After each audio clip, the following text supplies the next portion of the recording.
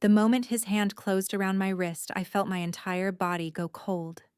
Not just cold, frozen. Like every muscle had locked into place. I pulled back, but his grip tightened, his fingers pressing into my skin hard enough that I knew there would be marks. The dining room around me blurred. The clatter of dishes faded.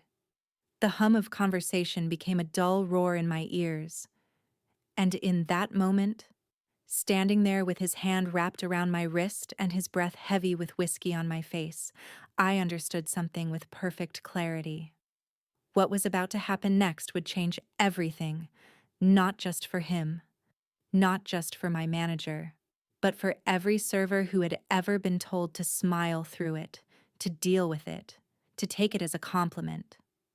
Because 3 years of silence were about to become something else entirely. Something I hadn't even known was possible until 6 months ago, when my grandmother sat me down in her kitchen and told me a story about power. But I'm getting ahead of myself. Before I tell you how that night ended, before I tell you what my grandmother taught me, before I tell you about the thing that would bring down an entire restaurant and destroy a manager's career, I need you to do something for me. Write in the comments below what city or country you're watching from. I want to know where my story is reaching, because this isn't just my story. It's the story of every person who's ever been dismissed by someone who was supposed to protect them. And while you're there, tell me this. Have you ever been in a situation where someone in authority told you to just deal with something that was clearly wrong? Have you ever felt powerless, voiceless, like no one would believe you anyway? Share your experience in the comments. Share your thoughts. Because this story needs to be heard, and I need your help to spread it.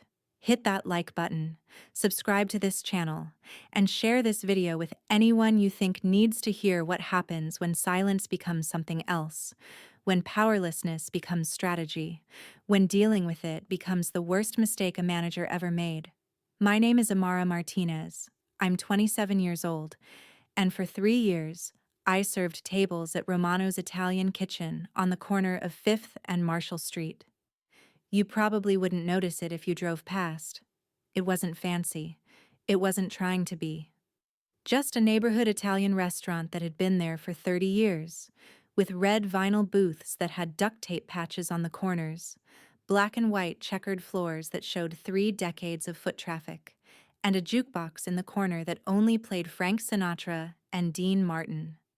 The kind of place where 3 generations of the same family had their anniversary dinners, where Friday night meant waiting 45 minutes for a table, where the smell of marinara sauce had probably seeped into the walls themselves, mixing with garlic bread and red wine and the cigarette smoke that used to be allowed before the ban. I loved it at first. I really did. When I started working there at 24, fresh out of college with a degree I didn't know what to do with, Romano's felt like family. The kitchen staff called me Mija. The owner, Vincent, was hardly ever there, living in Italy most of the year. But when he visited, he'd bring us real Parmesan from some farm his family knew. And Tony, my manager, seemed like a good guy. 48 years old, been in the restaurant business his whole life, knew every regular by name. He had this way of making you feel like you were part of something, like Romano's wasn't just a job, but a legacy you were helping to maintain. For 3 years, I perfected the art of the graceful dodge, the sideways step when hands reached for my waist as I set down plates, the polite laugh when comments turned crude, when what had started as a compliment about my smile became something about my body, the neutral expression when tips came with phone numbers scrawled on receipts and whispers of "call me sometime." Beautiful. I had learned to navigate it all with a smile that never quite reached my eyes, and I wasn't alone. Every female server at Romano's had their own version of the dodge. Jamie, who worked Tuesday lunch shifts, had perfected the art of carrying plates in a way that kept her hands occupied so no one could grab them. Sarah, who'd been there 2 years, would literally hold menus in front of her chest like a shield when approaching certain tables. We all had our systems, our survival techniques, The unspoken rules we'd developed to make it through a shift without an incident. But here's the thing about patterns. Once you start seeing them, you can't unsee them. And the pattern at Romano's wasn't just the customers, it was what happened after. Every time one of us walked into Tony's cramped office with its filing cabinets that never quite closed and the smell of old coffee that had been sitting in the pot since morning. Every time one of us said, "Tony, table 12 grabbed my arm again," or "Tony, that guy followed me to my car," or "Tony, I don't feel safe serving that customer." Every single time, Tony had a response. And his response followed the same script. First, he'd ask if we were hurt. Not, "Are you okay?" Not, "That's unacceptable." But, "Did he hurt you?" As if there was a threshold of pain that had to be crossed before it mattered. As if harassment only counted if it left a bruise. Then, he'd identify the customer. "He's a regular. He's been coming here for years. He's one of our best tippers." As if longevity or money bought the right to cross boundaries. Then came the minimization. "He's harmless. He's just old school. He doesn't mean anything by it. He's had a few drinks." As if intent mattered more than impact. And finally, the redirect. "Just keep your distance. Switch sections with someone. Don't make a scene. You're being too sensitive. If you can't handle a little flirting, maybe you're in the wrong business." For 3 years, I dealt with it. Because that's what you do, right? That's what every server I knew did. You smile, you dodge, you laugh it off, you take the tip, and you move on. You tell yourself it's just part of the job, that it comes with the territory, that if you can't handle it, then maybe you really are in the wrong business. But something changed 6 months before the night Mr. Peterson grabbed my wrist. Something that would make me start seeing everything differently. My grandmother got sick. Stage 4 cancer. I started visiting her every Sunday, bringing her the cannoli from Romano's that she loved, sitting in her kitchen that smelled like sofrito and mentholated cough drops, listening to her tell me stories about working as a seamstress in the garment district in the 70s. One Sunday, she asked me about work, and I made the mistake of telling her the truth about the comments, the touches, the way certain customers made me feel like I was somehow part of the meal they'd ordered. She listened without interrupting. When I finished, she was quiet for a long time. Then she said something I'll never forget. "Mija, men like that, they count on your silence. They count on you being too embarrassed to speak up, too professional to make a scene, too afraid to be called dramatic or sensitive. They count on you dealing with it. So if you really want to stop them, you have to stop dealing with it. You have to document it." She reached across the table and took my hand. "My generation, we had no proof. It was always, he said, she said. But you have phones, cameras, recording devices in your pocket. So use them. Document everything. Dates, times, witnesses, words spoken. Make them look at what they did. Make them hear what they said. Because silence protects them. But documentation, Mija, that protects you." That conversation changed everything. Not immediately. Not all at once. But slowly, like watching the sun rise, I started paying attention differently. Started noticing the patterns I'd been trained to ignore. And I started to wonder, what if I actually did what my grandmother said? What if I stopped just dealing with it? But I didn't know how. Not yet. Not until October 13th. Not until table 12. Not until the night when harmless became assault, and dealing with it stopped being an option. Let me tell you about October 13th. It was a Friday, which meant we were slammed. Every booth filled by 6:30. Every table turned twice by 8. The kitchen was backed up, tickets printing faster than the cooks could keep up, the expediter calling out orders over the clatter of pans and the hiss of oil hitting hot surfaces. The air in the dining room was thick with garlic and wine and the competing perfumes of 60 different customers. The kind of night where you move on autopilot, where your feet know the path from the kitchen to the dining room and back without your brain having to engage. Where your smile is automatic and your small talk is scripted, and the only thing keeping you going is the knowledge that in 3 more hours your shift will end. I was on my 5th hour of an 8-hour shift. My feet ached. My lower back throbbed from carrying trays.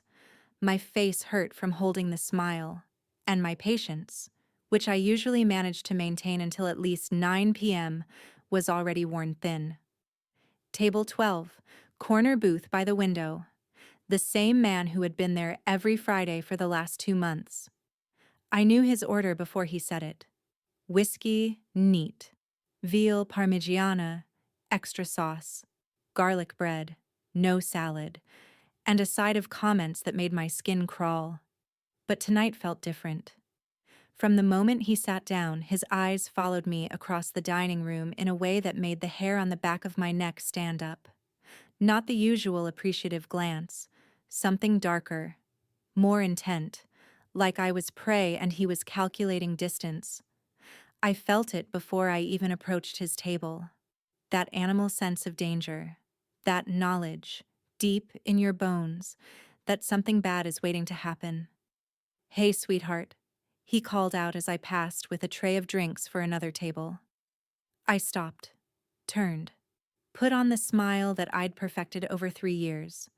The one that said I'm friendly but not too friendly, professional but approachable, engaged but not interested. "What can I get you, sir?" I made sure to keep the table between us, to stay an arm's length away, to hold the tray in front of me like a barrier. But he leaned forward, elbows on the table, and that careful distance suddenly felt like nothing. "Come here," he said. His voice was low, intimate, like we shared a secret. "Closer. I have to tell you something." Every instinct I had screamed at me not to move. Every nerve in my body lit up with warning signs. But I'd been trained by 3 years of Tony's conditioning to override my instincts, to be professional, to not make customers uncomfortable, to give people the benefit of the doubt. So I set down the tray at the next table and took one step closer to table 12. Just one. It was one step too many. His hand shot out. Not a brush, not an accidental touch, not a tap on the arm to get my attention. He grabbed my wrist, his fingers wrapped around it completely, his thumb pressing against my pulse point, and he squeezed. Hard. Then he pulled me toward him, using my arm as leverage to bring me close enough that I could smell the whiskey on his breath, could see the pores on his skin, could feel the heat coming off him. "Sir, please let go of my arm," I said. I kept my voice steady even though my heart was hammering so hard I could hear it in my ears, even though my hands wanted to shake, even though everything in me wanted to jerk away, to run, to scream. "Sir, let go. Please." He didn't let go. Instead, he leaned in even closer. "You know what I like about you?" he said, his words slightly slurred. "You pretend to be all professional, all buttoned up. But I see it in your eyes, sweetheart. You like the attention. You like when men notice you. Don't act like you don't." "Sir," I said again, louder now, "let go of my arm. Right now." He squeezed harder, pulled me another inch closer, and then he smiled. That smile, that smug, self-satisfied smile that said he knew exactly what he was doing. That said he knew I couldn't stop him. That said my discomfort was funny to him. "Come on, don't be like that. I'm just being friendly. Just trying to give you a compliment." "Why do you have to make everything so difficult?" Something inside me snapped. Not broke. Snapped. Like a rubber band that had been stretched too far for too long. "Let go of me," I said. Not please, not sir. Just a command. Clear and direct and sharp enough to cut through the noise of the dining room. "Let go of me right now." His smile faltered. For 1 second, just one, I saw something flicker in his eyes. Surprise, maybe? Or anger that I wasn't playing along, that I wasn't grateful for his attention. But then, slowly, deliberately, like he was doing me a favor, he opened his fingers and released my wrist. I stepped back immediately, put the table between us again, looked down at my wrist and saw what I already knew would be there. Red marks where his fingers had been. 4 dark spots on the inside where he'd pressed hardest. His fingerprints literally branded into my skin. "I'll send someone else to take your order," I said. My voice was shaking now.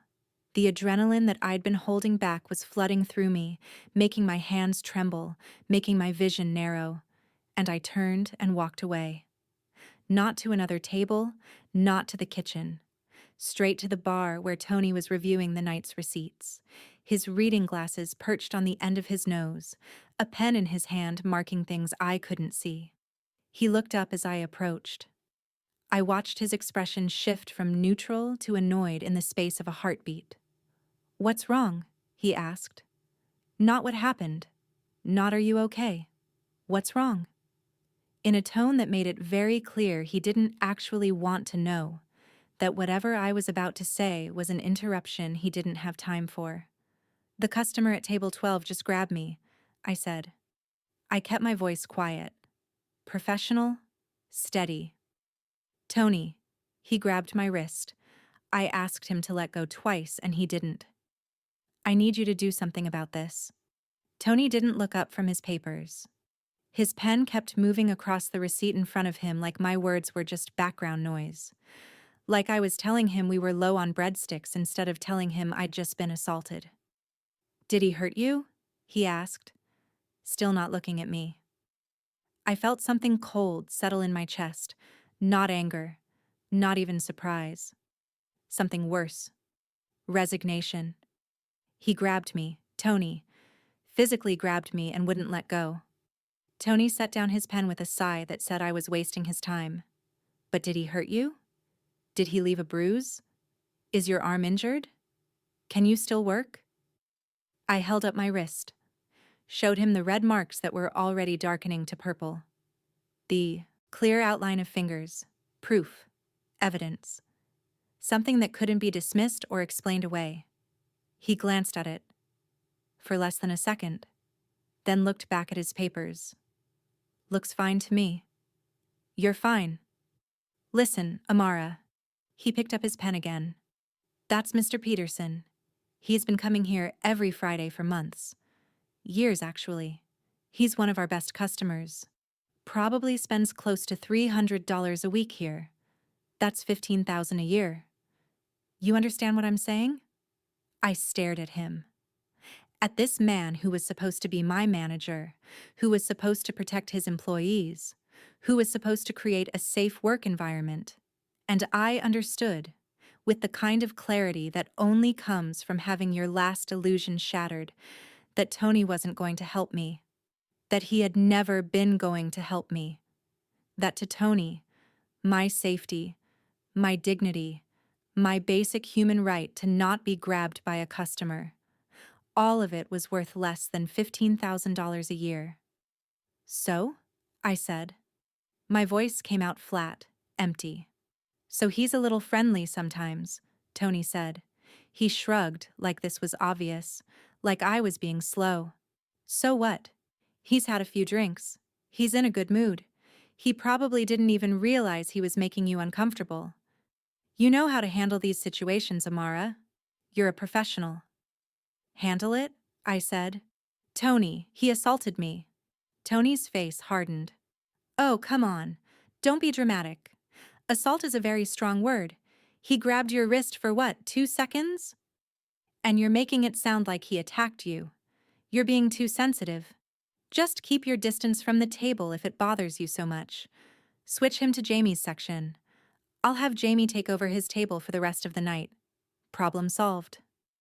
I stood there looking at him, at his face that showed no concern, no anger on my behalf, no acknowledgement that what had just happened was wrong. Just annoyance that I was still standing there, that I wasn't accepting his solution and going back to work. And in that moment, I heard my grandmother's voice in my head. Men like that, they count on your silence. So stop dealing with it. Document it. Okay, I said quietly. Tony blinked. He'd clearly expected me to argue, expected me to push back or get emotional or storm off. Okay? He repeated. Just okay. Yeah, I said. I'll keep my distance. I'll have Jamie take the table. Whatever you think is best, Tony. And then I turned and walked away. Walked to the server station where we kept our aprons and our phones and our tips. Pulled my phone out and opened an app I'd downloaded 3 weeks ago after another conversation with my grandmother. A voice recording app. Simple. Free. The kind of thing anyone can get. And I realized something that made my blood run cold and my hands steady at the same time. I'd had it open in my pocket during my entire conversation with Tony. I looked at the screen. 8 minutes and 42 seconds.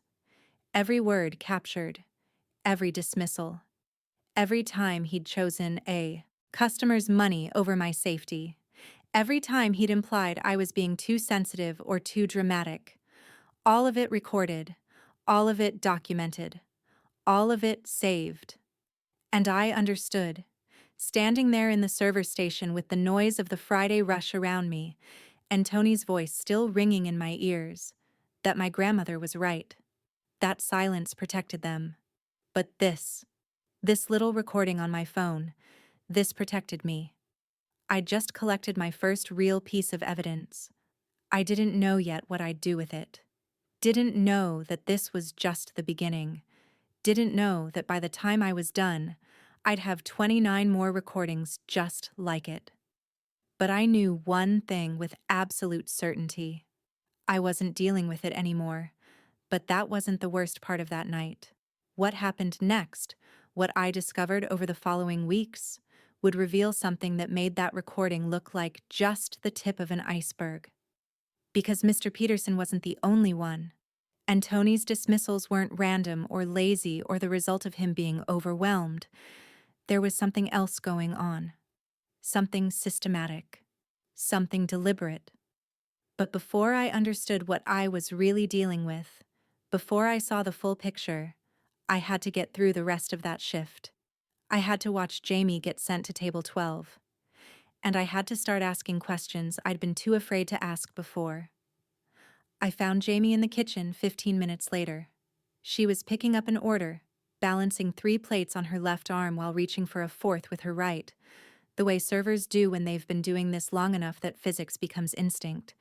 She glanced up when she saw me standing in the doorway, and something in my face made her stop, made her set the plates back down on the expo line. "Are you okay?" she asked quietly. "No," I said, and I held up my wrist. Showed her the marks that were now definitely bruises, dark purple fingerprints that stood out against my skin. "Tony's switching table 12 to you. I need to warn you about him." Jamie's face went pale.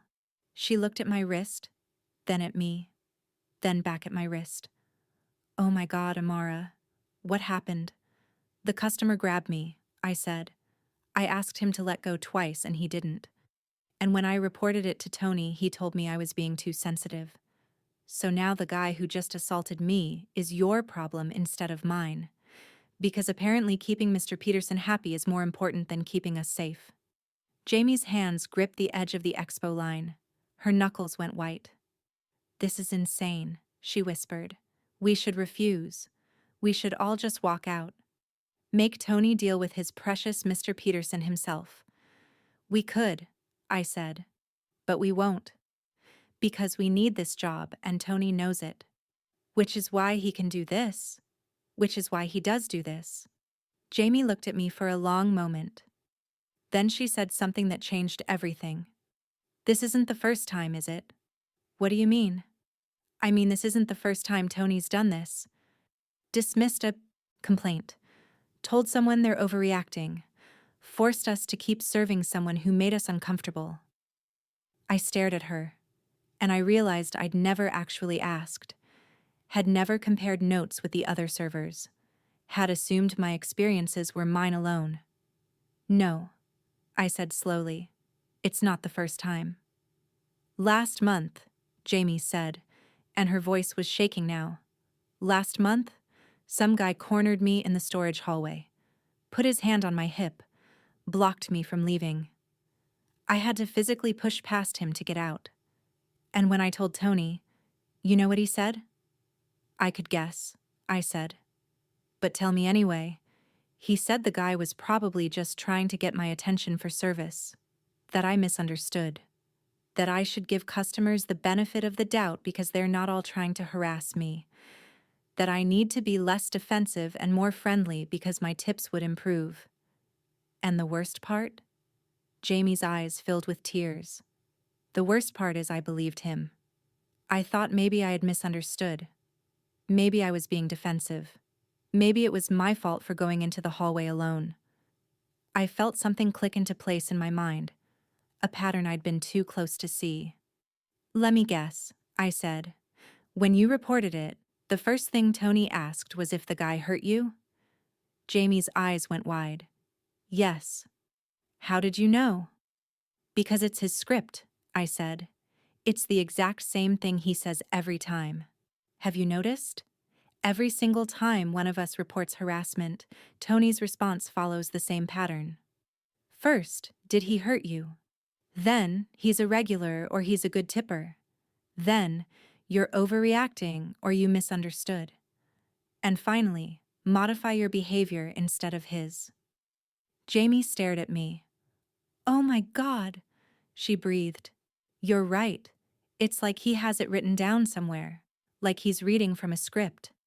It's not a coincidence, I said. It's a strategy. It's a way to systematically dismiss our complaints while making it look like he's being reasonable, while making us feel like we're the problem. And I need to know something, Jamie. Has he done this to anyone else? Has he done this to everyone? We stood there in the kitchen, the noise of the Friday rush fading into background as we looked at each other, and I saw the answer in her eyes before she spoke. Yeah, Jamie whispered. He has. He absolutely has.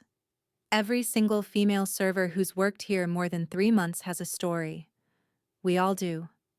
And we all believed him when he told us we were overreacting. That's when I knew. That's when I understood that what was happening at Romano's wasn't just Tony being a bad manager.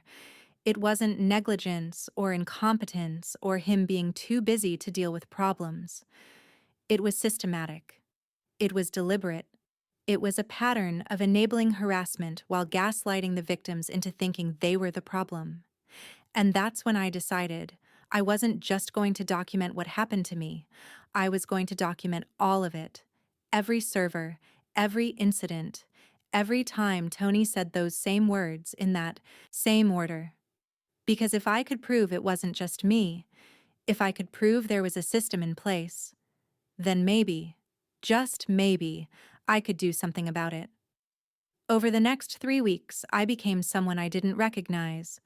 Someone calculating, strategic, patient. I didn't quit, even though every shift felt like walking back into a building that was on fire.